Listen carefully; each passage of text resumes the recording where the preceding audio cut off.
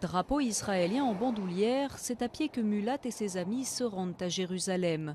Ils marchent pour protester contre le racisme et la discrimination, un racisme dont ces Israéliens originaires d'Éthiopie s'estiment être victimes depuis des années parce qu'ils sont noirs.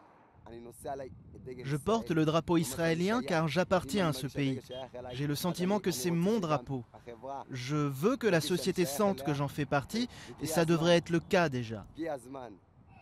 Ce 18 janvier, près de 1500 Israéliens d'origine éthiopienne manifestent. Parmi eux, beaucoup de jeunes comme Mulat qui réclament une loi antiraciste. Un mouvement qui a débuté début janvier suite à des informations selon lesquelles des habitants d'une ville du sud d'Israël refusaient de louer des appartements à des Éthiopiens. Dani, lui, est arrivé en Israël à l'âge de 9 ans. Aujourd'hui, il travaille pour un grand quotidien israélien, mais il a fallu se battre pour en arriver là. Israël est un pays qui vous dit « Écoute, tu es ici et tu dois suivre nos traditions.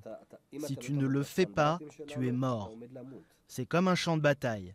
Si tu ne tires pas le premier, quelqu'un te tirera dessus. »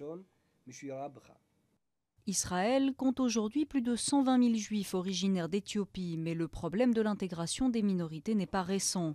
Charlie Bayton est d'origine marocaine, ancien membre du Parlement israélien.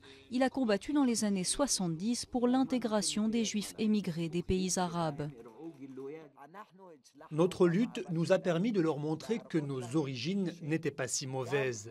Il n'y aurait pas dû y avoir de problème entre un juif polonais et un juif marocain, entre un yéménite et un Français.